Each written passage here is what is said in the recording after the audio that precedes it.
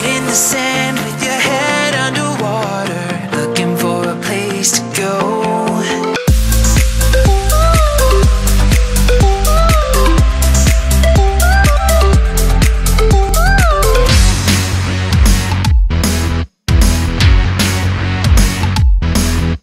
Okay mga pamangkin, nandito tayo sa Blooming Treat, Corner Espanya. Yung nasa dulong kalsada na nakikita nyo, yun yung Espanya. Tapos ito naman, ito yung Blooming Treat Road. Kasi yung kabila, Blooming Treat Extension, yung sa may kabila. Pansit Kabagan, yung titirahin natin dito. Kasi may pansit din dun eh, may Kabagan din. Pero ito may Batil Patong, no? So dito lang yan, located sa Blooming Treat Road, Corner Espanya, kantong-kanto. Pag nakita mo yung uncle dyan, o yung dating mini stop, tapos itong kulay pula, yan yung Pansit Kabagan. O yan. So alamin natin, tikman natin. Since na hindi pa to top 5. Ano lang to, practice lang. O, kasi naubusan kami doon sa ano eh. Hindi naman naubusan kasi ang hirap kumain eh. Nang hirap kumain ng sunod-sunod. Tapos kakainin mo lahat. Ayun na. Hindi naman kami Hindi naman kami patay gutom. Nagre-recycle ng video. Saka hindi kami patay gutom para kainin lahat yun. So, Pansit Kabagan, tikman natin. Dito yan sa Blooming Treat Road. Let's go mga pamangkin!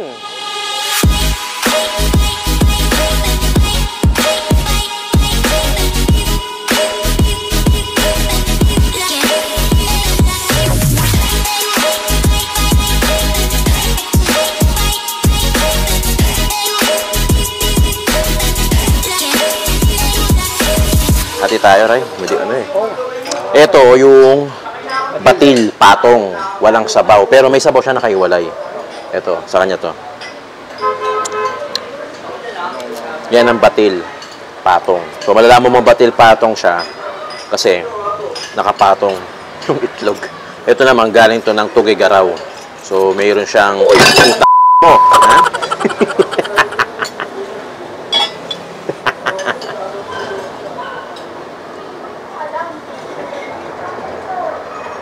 Time first yan. Time freeze. Yan, okay, good. So malalaman mo Batil Patong siya. Ito yung regular na Batil na pansit ng mga tiga Tugigaraw. Ito yung pansit Batil Patong. So meron siyang ano to? Sunny side up. Sunny side, dito to. Lechong kawali. Lechong kawali, tapos merong sunny side up. Tapos may ground beef, ground pork. Ground beef. Ground beef, kalabaw. Tapos yung noodles niya na malipis. Tapos meron din gulay, meron din lumpiang Shanghai. Ayan. Jollibee. Jollibee, baka naman. Tapos yung Kabagan o yung galing naman ng Isabela, merong isang buong lechon kawali, 3 pirasong meatballs, 3 pirasong pugo, merong atay, tas parehas sila nung noodles nung Kabagan dahil manipis. O, isa na lang, pero alam ko magkaiba yun, no? Magkaiba siya. Tapos syempre meron yung ito yung sabaw ng Batil Patong. Kung gusto mo magsabaw. Pero actually masarap na pag may sabaw. Tapos yung sibuyas, 2 kagad tiningin namin ni Ray. Sa Lomi, ganun din. Sa Lomi, ganun din. Tinanggal mo yung sili. Hindi, isang kalamansi lang. Pag tinimpla mo yan, syempre, although meron na siyang kasamang sili, pataka mo lang ng kalamansi, sibuyas na pula yung gamit. Tapos bubudbura mo ngayon ng toyo. Panalo yan. Ito, pwede rin manghingi. Hanli to. Hanli ba ito? Oo. Hanli. Diba, magigisa ka sa bahay mo. Hingi ka, nakagayat na. Oh, yan yung sausawan yan. Boom, aandar ka na. Tapos, kuha tayo ng batil. Tikman natin yung batil. So, syempre, yung kalahating itlog, hating-hati yan. Yun, oh. Oh my God.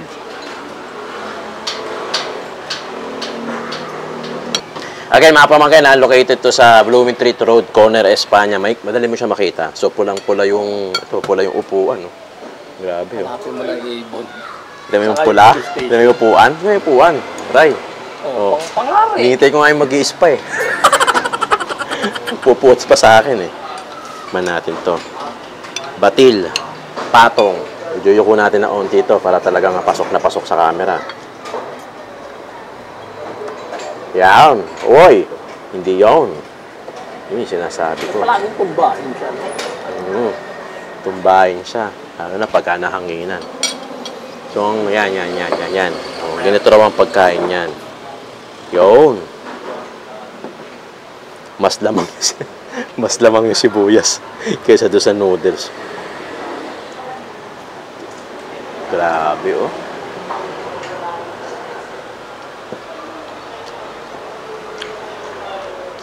Diba? Wala talagang tatalo dito.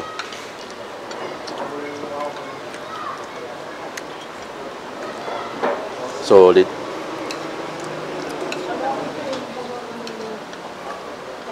Egg noodles pa rin ba ito, Ray? Hindi. Ano yan eh. Parang sila din may gawa. Hindi masyado maalat?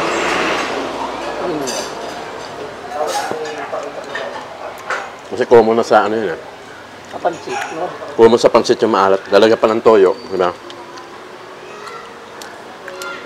Masarap. Panalo yung may sibuyas talaga. Batil, patong.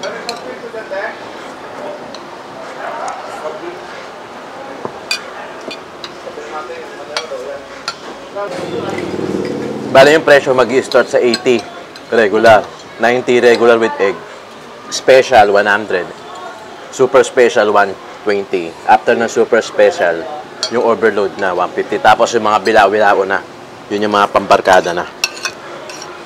Sunod na natin yung ano, pansit kabagan, galing naman ng Ito naman yung pinagmamalaki ng Isabela. Isabela. Kabagan, Isabela. Ito may sabaw. Saka tinan nyo, meron siyang itlog maalat. Ay, itlog maalat.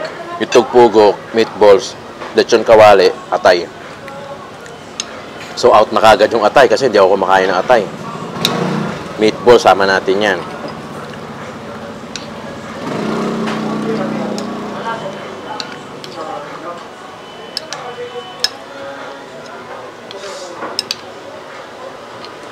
Tapos, hingi pa tayo ng sibuyas.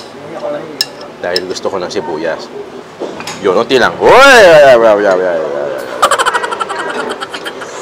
Ang pamatay na sibuyas. Uy! Lagay na natin to. Solid. Pansit, kabagan naman. Ng Isabela. Para sa Tagalog, parang wala. Meron ba tayong ano? Meron ba tayong sa atin, sarili natin? Bihon. Yung bihon, saka yung kanton. Tapos Yung mga instant, no? Yung mga instant. Ito, pansit kabagan. yung mga chami-chami.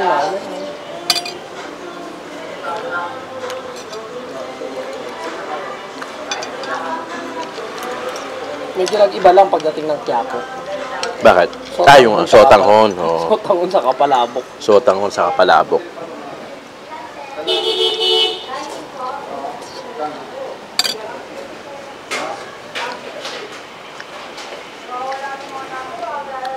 Gusto ko yung ano, yung pansit kabagan talaga.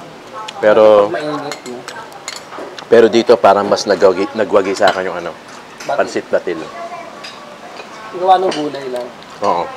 Wala bang gulay si ano? Walang gulay si kabagan.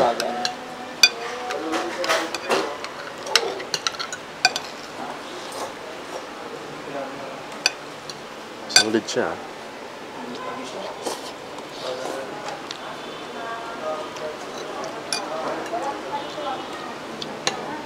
Meatball. Homemade ba ito?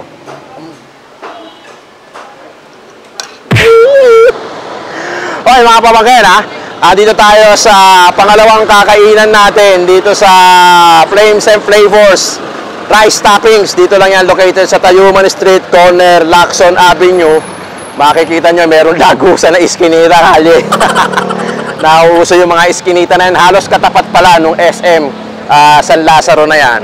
So kanina nandito tayo sa may Blooming Treat Road, pansit kabagan, pansit batil patong. Ngayon naman Flames and Flavors Rice Toppings at kung ano pa yung mga tower na ganon. Matikman natin yan mamaya. Kalye Food Vlog, Bigayan kasama natin dito. Iskinita. Paborito. Boy na boy kami ni Kalye nyo pagka iskinita. Maganda bigayan, may responde, libre lugar pa.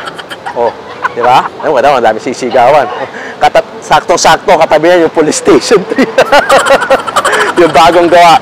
So, pagka pumunta ka ng SM San Lazaro, merong Paddy's Point, tapos punta ka sa may Lagusan na parang iskinita tulad nito. Tapos tanong mo, pag may nakatambay dun tatanong mo kung saan nyo may mga magandang bigayan dito. Yung Flames and Flavors. Ayun, tuturo na sa'yo yung Flames and Flavors na yan. So, abangan nyo ang ating food vlog for today. Kasama natin, Kalye Food Vlog. Let's go!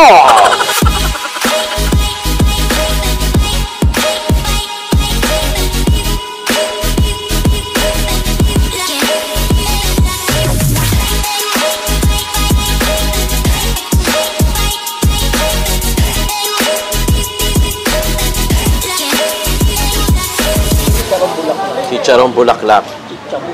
Mura na. Malinamnam. Hindi na tayo order ng tower kasi nakita namin yung YouTube. Oo, yung tower, tatlong tower na chicharong bulaklak, tatlot kalahati. Oo. Na bilog, yung ganung bilog, tatlo. Saka malaking sa video. Yan. Tapos yung kanin nun, malaki din. No? Tapos yung crispy liempo nila, ganun din. Buti pala hindi yung in-order. Nakaiwas ako ngayon. Patay na dapat ako. Buti na nakaiwas ako. So, Flame and Flavors, located ito nga pala sa 1727 School number 7. Skinita.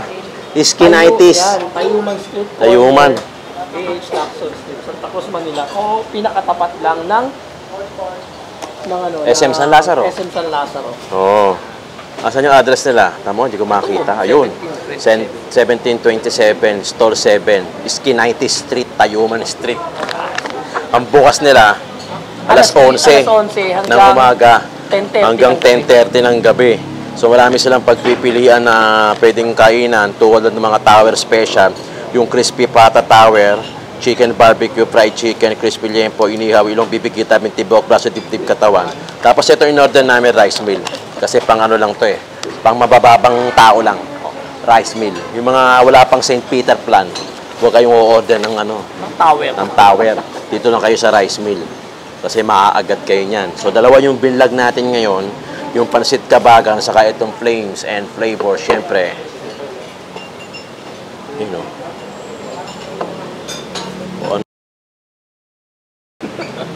Hindi, joke lang. Bibigyan natin si Rai. Para dalawa kami. Malungkot pag mag-isa ka lang sa taas Kaya dapat dalawa kayo. Gusto mo ba dito? Siyempre. Ito, toong maluts, bagong luto yan, Rai. Bagong luto. Ito, bagong ihaw. Ayun, langaw. Palit. Ayoko yan. May lumalangoy.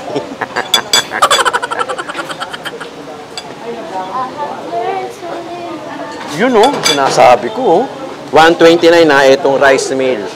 So parang may nauna na sa akin Tapos meron pang atsara. Yun, nagkakapanatan na rito. So ibababa nga natin tong konting camera natin para makita niyo yung mga pinaggagawa natin sa buhay. Bugbugan na naman din. Kanina may bugbugan kaya hindi namin alam kung ano i-content namin, kung lutuan o bugbugan. Bugbugan. Parehas Ito parang gusto ko siyang lagyan ng suka. Although yung suka nila, meron ng suka. Yun Parang ihi lang, no? Tapos may libreng sabaw. Ang bigat ba?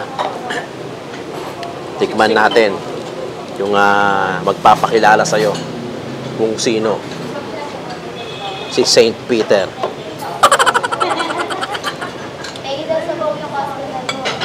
Yung lutong?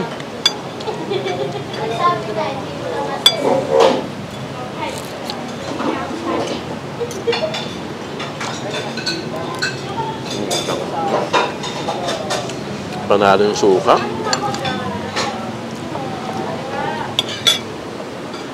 Grabe naman yun. Oh? Grabe, Solid.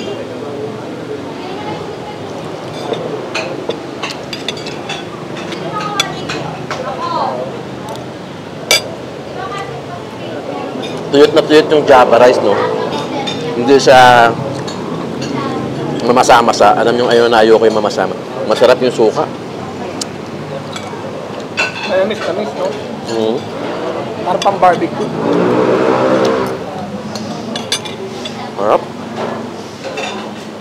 Pag ganyan pa naman, hinihigop. Mm.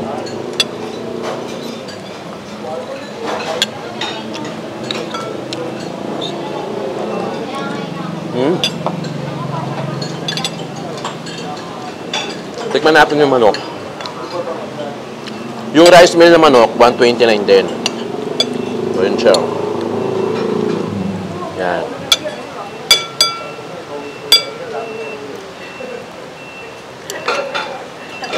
Tikman natin. Si Snoop Dogg pala to. Si Snoop Dogg pala to. Mahal tang mahal.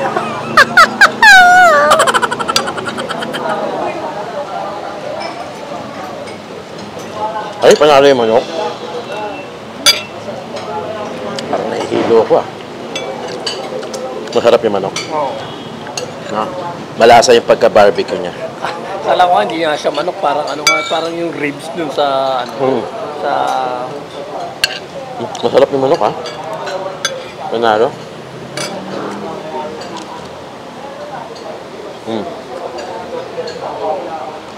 Sarang bulaklak. Mainam sa pangangatawan.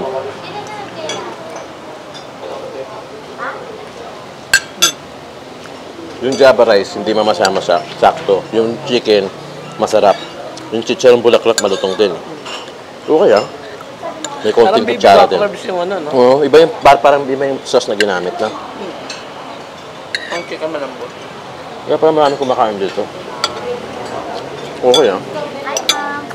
Ang sarap. Ang sarap na ito. Solid din ah. Isa na ng mga magandang food tripan. Yung ating nabisita. Yung araw na to.